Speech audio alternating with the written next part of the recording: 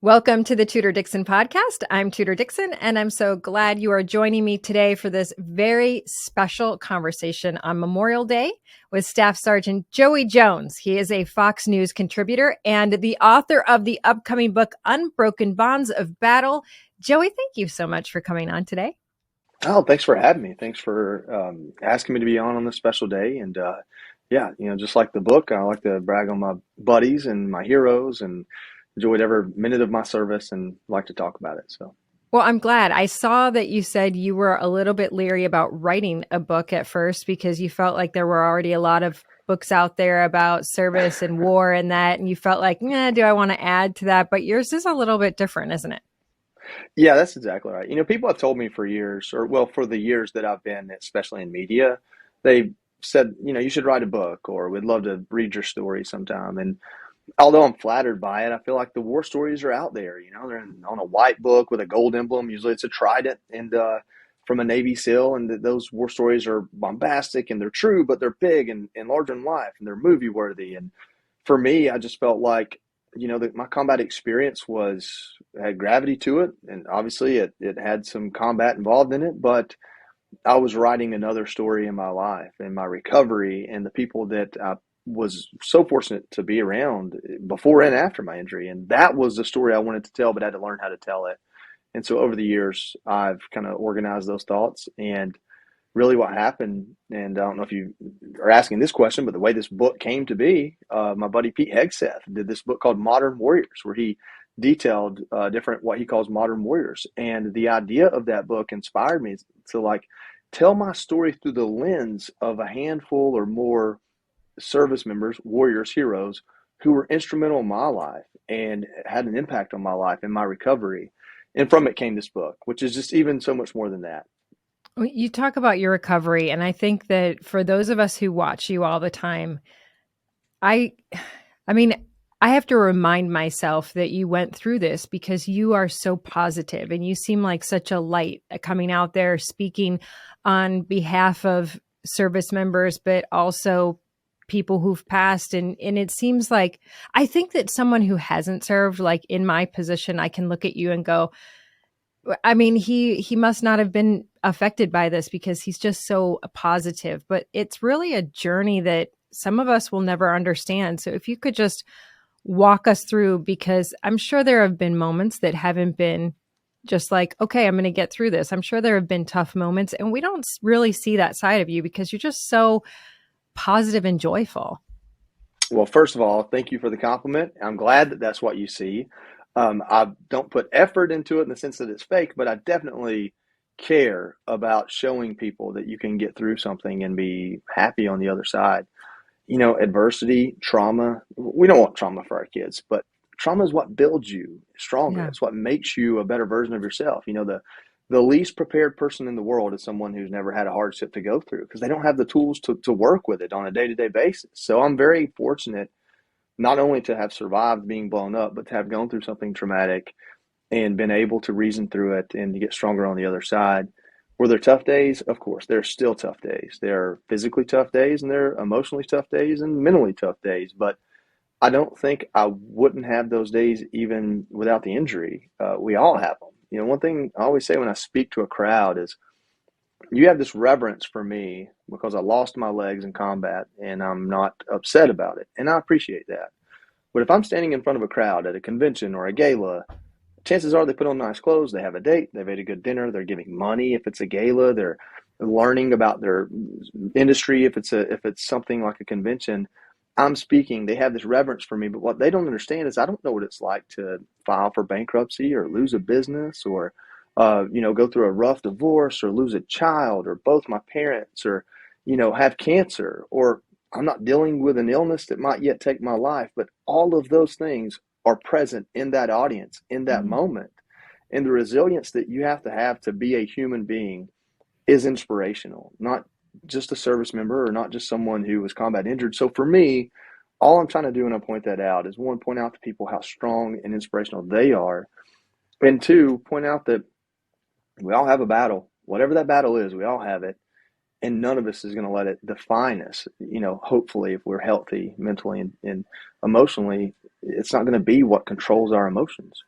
I think that's a scary thing for some people to think because they haven't been through that. And we are in a world right now where it's oftentimes pushed that you won't have any struggles. We're going to accept everything. Everything is going to be easy. We're going to try to make things easy. You know, it's funny because just this morning I was at an event where a bunch of businesses were talking, and one of the girls in the crowd, a young woman, said, she was a student, and she said to the businesses, how are you going to change to understand my generation? We need flex time. We need people to consider what benefits we need. We're just a different generation. We need you to come around us rather than us conform to what you are as a business.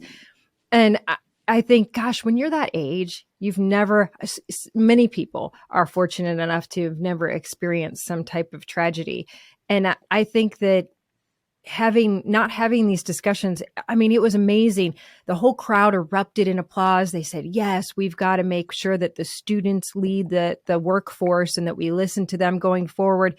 But that's not really reality. So how do you talk to people about the fact that inevitably, you are going to have something tough happen to you? And this generation doesn't necessarily seem like they're prepared for that. It certainly feels that way sometimes. I think ultimately history proves tough times happen. 2008 happened to my generation, and what may come of, not to get too political at one time, but what may come of all the spending from COVID may happen to their generation. I don't know. We're still undecided. We don't have a good pulse on that. So tough times will happen. It might be economic. It might be in your life, but you're going to go through something that you don't want to have to go through. The best thing you can do is be prepared for it. And the best way to be prepared for it is not to be averse to trauma or tough times, to learn how to get through it. I was born in a 1966 single wide. My dad laid brick and block and my mom cleaned houses. And no, I'm not running for office. That's not why I'm telling you that. But I love talking about it because that's who I was for 18 years of my life, before I found the Marine Corps, and certainly before I found a camera and words to put in front of it. That is the foundation of who I am. That is the type of people I come from and the background I have. Adversity is innate when you're poor. It's a part of it. But it's also opportunity. You can't go anywhere but up. And you can't help but to appreciate the simplest things in life because it's about all you have sometimes. And you know what? We were super happy. We were happy. We were full of love and close.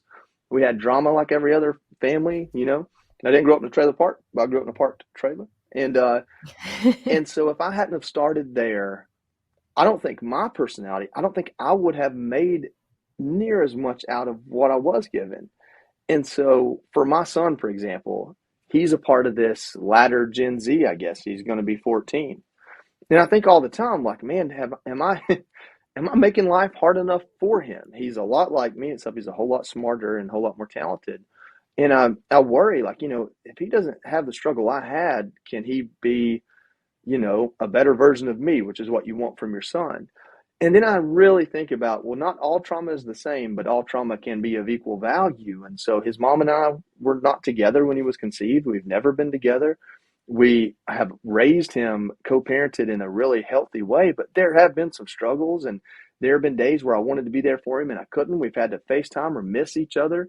And you know what? That's not easy. That's a little bit traumatic. And I wish that weren't the case, but him going through it and us talking about it and him understanding it, that's trauma, but it's building him to be a stronger man when he becomes a man. So my hope is that this generation, as they mature, and it's not age, but experience that brings that wisdom, they understand the value of going through tough times or tough situations rather than working so hard to avoid them.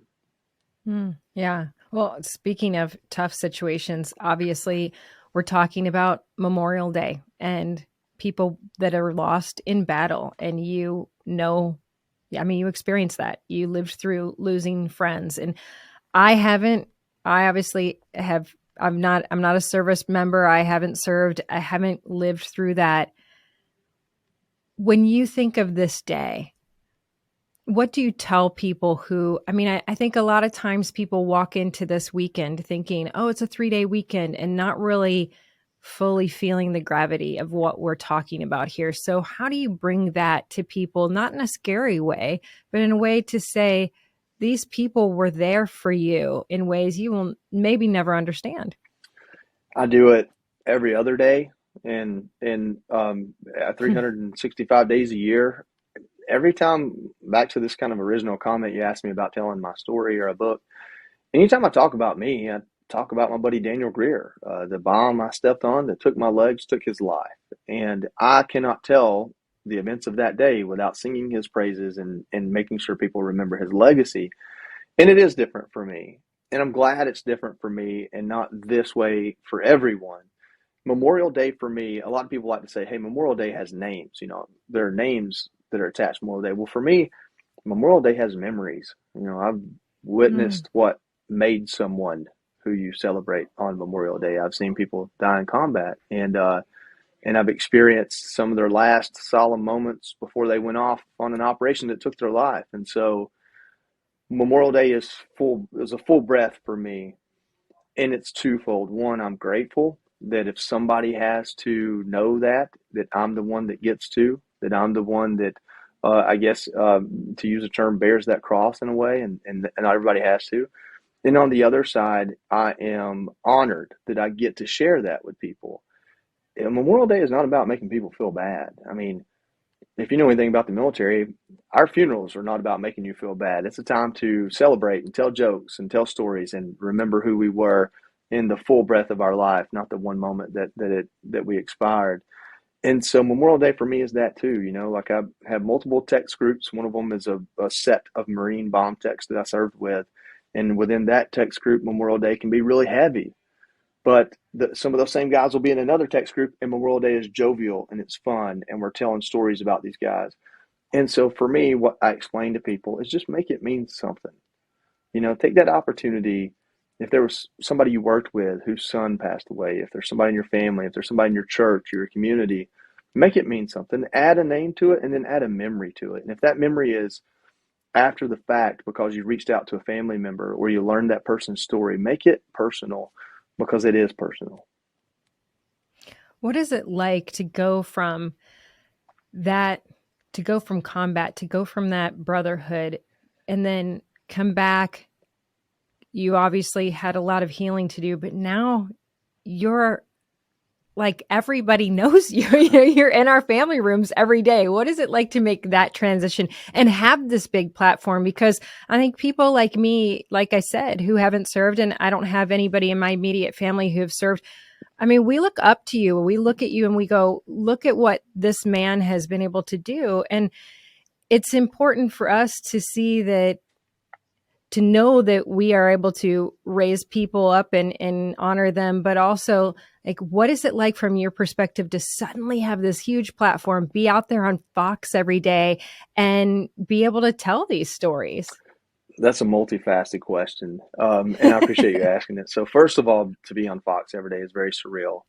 I live on a 40-acre cow farm in rural Gordon County, Georgia. That's where I lay my head when it's where I want it to be, when it's where I chose today to go to sleep. And I live among people who majorly knew me before I was on television or lost my legs. And it got to the point where it was like, hey, if I'm going to walk into a restaurant and people are going to know me, I'd rather it be people that knew me before TV. And so that's kind of where what I Mm. have decided.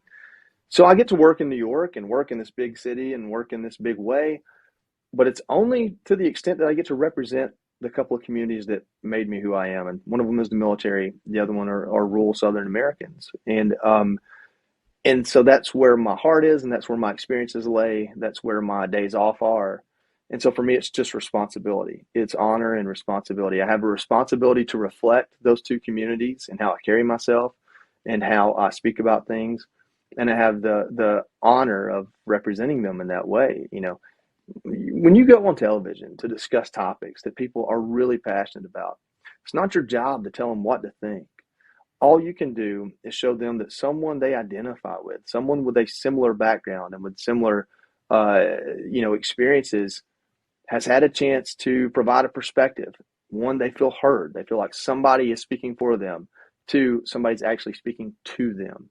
All too often, analysts and commentators almost talk over our head and speak to one another. And that I couldn't do it if I wanted to. I'm not that sophisticated, I guess, but that's also not my goal. my goal is to talk to my mom or my Uncle Jeff and to make sure they understand why this important thing can have an effect in their life. And that's where it starts and stops. And I get positive feedback on that. So I guess I figured out a way to do it. So what is your message in the book? I mean, what should people expect when they get the book? It's coming out. When is it coming It comes out? out June 27th. So it's on pre-order right now. That's as much as I know. I don't know how this whole process works. There are people that get paid to know that part, but I am just so excited about it and what to expect. You learn that relationships are the key to life, and you don't get through anything on your own. This book profiles or interviews 10 people that are really important in my life. Some of them for the last 20 years and some of them for the last couple of years. Some of them they'll recognize. Nate Boyer or Wesley Hunt are people I've known and gotten to know, and they're in the book because specific experiences with them were so impactful to me that it colored how I see things or how I respond to things just by knowing them and sharing an experience with them. Others like Keith Stansel, Danny Ridgway, have been my best friend for 10, 20, 30 years now. Keith since high school. We've been through it all together. We've survived a best friend committing suicide, survived joining the military, survived getting blown up, survived burying friends. And in all of that, they have gone through their own trials and tribulations, most of it connected to military service, but were there for me during mine.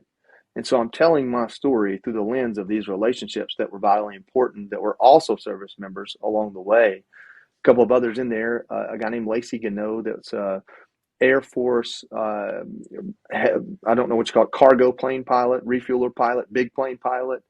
And he's from West Virginia. He grew up like me, real poor out in what we call a holler.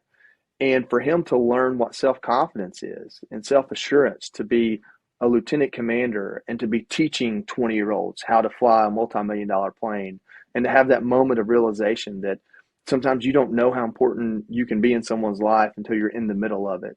And you don't know that you're prepared for something until you have to do it.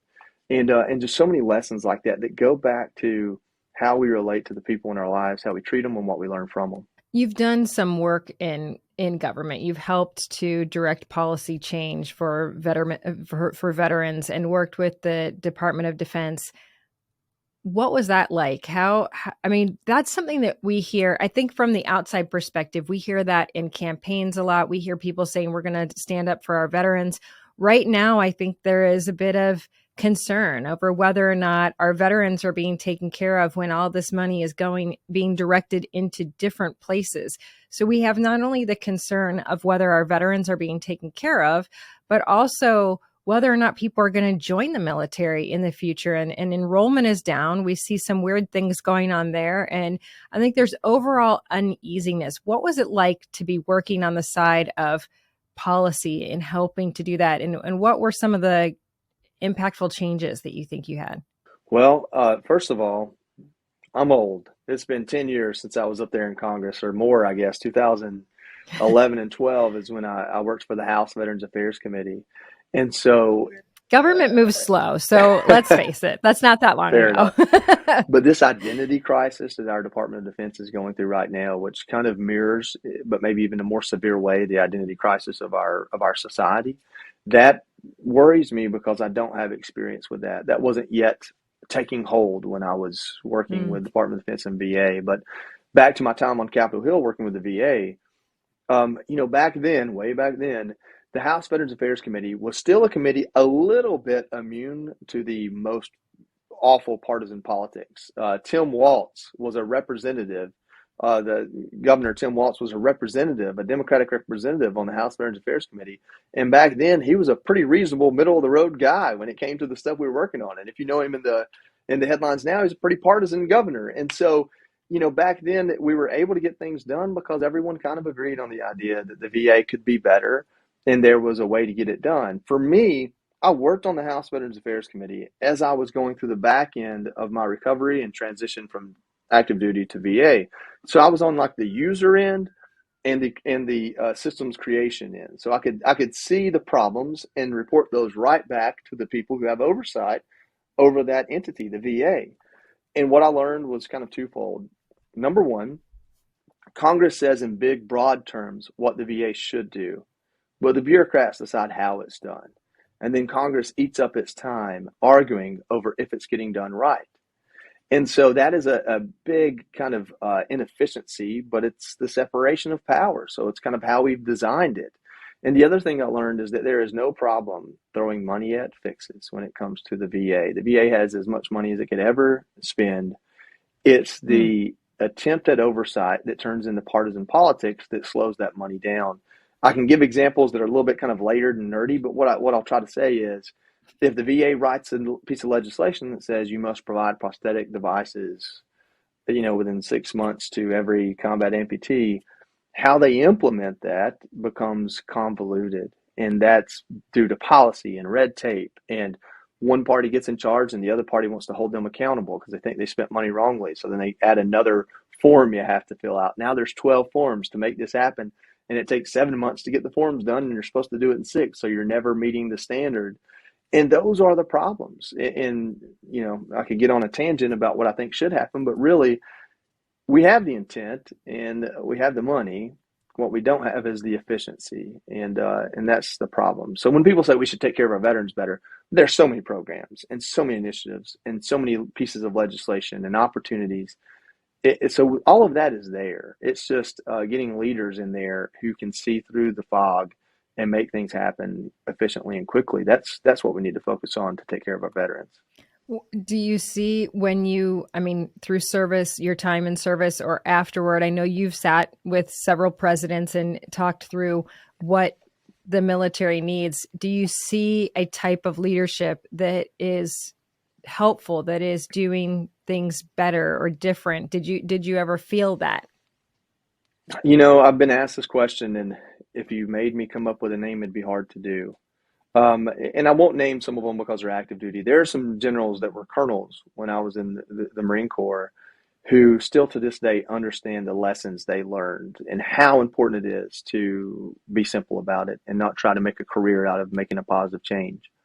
At some point, it seems the best of them fall victim to what is inside the Beltway.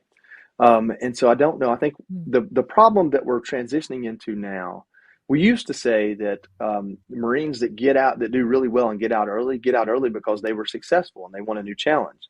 The ones that kind of aren't that well and they stay in forever because they're used to it and they're scared to have to be challenged in some other way. I'm starting to believe that the folks in charge of our military kind of abide by that same rule. So I don't know if we need talent retention or an overhaul of how we promote, but I will tell you this. If you have a general or a bureaucrat who's as focused on their own personal success as the success of their responsibilities, that is not the way forward. And that's the concern I have. Boy, I think that goes with anybody. I mean, that's been my complaint, even having run for office and kind of seeing the dynamics from a different perspective. It's like, if you have someone who is trying to personally be someone rather than someone who is trying to serve and do something, then you should have a red flag go up. But sometimes it's hard to tell. I mean, especially when someone's running for office, you don't always know that the goal is very self-motivated, but it's definitely a message, no matter what industry you're in, that can be really very toxic if you have somebody that is all about self, because everything is kind of a team. Absolutely. Right? You look at some of the presidents and generals of the past, we'll say Jackson or, Andrew Jackson or MacArthur. I mean, their faults were they wanted to win too much. They pushed too hard to win. They pushed too hard to achieve too much. You have to believe they were driven by a lot of personal ambition, but their ambition was a positive thing in a lot of ways. They were pushing too hard to strengthen what they were responsible for. I can work with that. Those people, if they existed today, might still need to be held in check. I mean, if it were up to MacArthur, would probably own China and not be fighting against it right now. And but with that being said, at least the end result of their efforts had a positive outcome in some way. What we have now are a little bit more astute, perhaps, leaders who see a weakness in our society and say that it's almost like they drill into that weakness. It's like you drill into a sore tooth to get the emotions stirred up. And I don't understand how they see that as a positive. The Marine Corps is going through a big change right now. And the big discrepancy or the big dispute over this change is the Commandant of the Marine Corps realized that the only way to make Congress happy in the short term was to make a big change that said the right things and then show them how they wouldn't have to pay for it, so they wouldn't have to be on the hook for it. And in doing so, it made other parts of the Marine Corps weak. And so, by building his, and I don't know this is his motivations, but kind of building his name as the man who changed the Marine Corps, he's also exposing us in other ways. Is there a better way to do it? Did Congress not give him an opportunity to do it better? So much about the decisions are, does this make me look bad? Will this stop me from getting reelected? And it really should be, does this accomplish the mission? Well, you mentioned something about not really understanding this generation of what's happening in the military, what's going on. I don't know if you're referring to some of the things that we're seeing, but I think from an outsider's perspective, we see this advertising, this drag person advertising, come and join the military. And everything inside of me says, I don't think that that's how you get people there. I mean, that seems like that's not the right message. And we keep seeing these things that are happening. I mean, they're happening in businesses. It seems very strange for this to be the military, to this to be happening in the military, but there's a lot of equity and diversity and inclusion and all of this happening in a place where you think that, wow, the focus really has to be the mission. And I imagine that you have to be really focused out there on the battlefield to make sure that you are not only safe, but you're keeping everyone around you safe. How does that, I mean, when you see that stuff now, does that surprise you? Does it seem almost silly to think that that's the important thing when you're out on the battlefield? At face value, it would be surprising. A drag queen as a spokesperson for the Navy sounds like a joke that we used to tell. But really, those are symptoms. Those aren't the problem. And really, they're not even the expression of the problem, or maybe that's all they are. And let me explain. We are all connected through these devices to millions of people. That has never been the case before. As a society, we have never felt less relevant as human beings. And that's a problem. If you came home from Vietnam, and I look at it from a male's perspective, but you can flip the script. If you came home from Vietnam and you married the high school homecoming queen from your senior year, and you took over your dad's hardware store, and you bought that house on Main Street, man, you are a celebrity in your world. You surpassed every goal you could have set for yourself, and you have made it. You accumulated the wealth and notoriety that you could only dream of in that amazing town that built you. That wouldn't even scratch the surface of self-relevance that this generation feels, because none of those things matter on TikTok or Instagram or Twitter or to a million people, because they haven't heard of Dalton, Georgia or Georgetown, Texas. And so the problem therein lies, when you're asked to join the military, you're asked to give up all those selfish desires to be relevant, to be important. You're asked to only stand out through your actions and merit, not through your individuality. What you're asked to do is to conform to look exactly like the person to your left and right, skin color notwithstanding, haircut, clothes, demeanor, expression, how you literally, the micro mannerisms of how you carry your body should be uniform. You are nothing more and nothing less than a cog in this machine that will defend our country. You can't do that unless you're raised with a certain amount of security in who you are that this generation doesn't have. They are in a constant drought and struggle and thirst for acknowledgement and relevance, because they are comparing themselves to millions of people at a time. So under that lens, it does not surprise me at all that regulations are being changed, that you can dye your hair however you want to, paint your fingernails however you want to, be a drag queen if you want to. So for me, it's not the identity politics of it.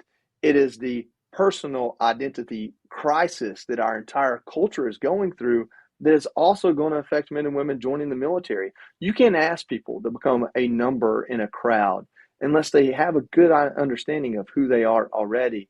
And we're not getting 18-year-olds that have that anymore. That's the problem. Of course, it's going to infect our military. It's going to infect our young leaders. It's going to infect a generation. It's going to infect our government, our media, And that's where we are. I don't know what the solution is other than good parenting and understanding a problem, but that to me is the root cause. I don't think I've ever heard it said that well. Honestly, I mean, that was powerful. And I think it's powerful as a parent. My oldest is about to turn 14. And so I'm in that same situation right now. And that alone is an identity crisis. You're at an age where everything is hard. But that was very meaningful to me as a mom to say, yeah, this is something that I need to instill in them, that their identity is not found in social media. Their identity is not found in a phone, that their identity is found in their faith and in themselves. And so I think you might have hit on the solution. How we get there is a different thing, but I am so grateful that you are sharing Memorial Day with us. And I appreciate you coming on. Staff Sergeant Joey Jones, make sure you check out his book, Unbroken Bonds of Battle. When they want to order it, where do they get it? The best way to pre-order is foxnewsbooks.com. And then come June, it'll be available in most bookstores and pretty much everywhere you shop for a book. Thank you so much. You are amazing. I appreciate you coming on today. Yes, ma'am. Thank you. And thank you all for joining us on the Tudor Dixon Podcast. As always, for this episode and others, go to TudorDixonPodcast.com. You can subscribe right there, or you can go to iHeartRadio app or Apple Podcasts, anywhere you get your podcasts. So thank you so much. We'll see you next time on the Tudor Dixon Podcast. And everybody, have a wonderful Memorial Day.